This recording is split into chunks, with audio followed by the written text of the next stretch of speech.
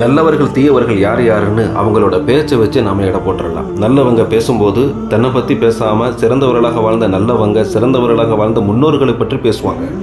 வாழ்க்கையில் தான் பெற்றுக்கொண்ட படிப்பினைகளை பற்றி பேசுவாங்க. தான் மற்றவர்களுக்கு இவ்வாறு உணர்த்தணும்னு சொல்லி காட்ட மாட்டாங்க.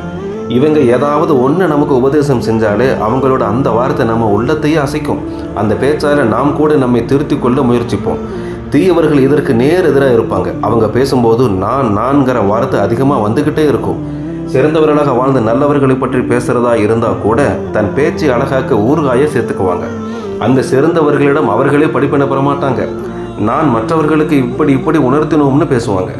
இந்த நபர்கள் பேசின அழகாக, வசீகரமாக, உணர்ச்சி பூர்வமாக கூட பேசுவாங்க. அந்த பேச்சை நாம் ரசிக்கலாம். ஆனால் அந்த பேச்சை நம்ம உள்ளத்தை அசைக்காது. அதில் எந்த விதமான பிரயோஜனமும் இருக்காது. இவர்கள் புகழ் விரும்பிகள், மற்றவர்களின் புகழுக்காக வேண்டி பேசக்கூடியவர்கள்.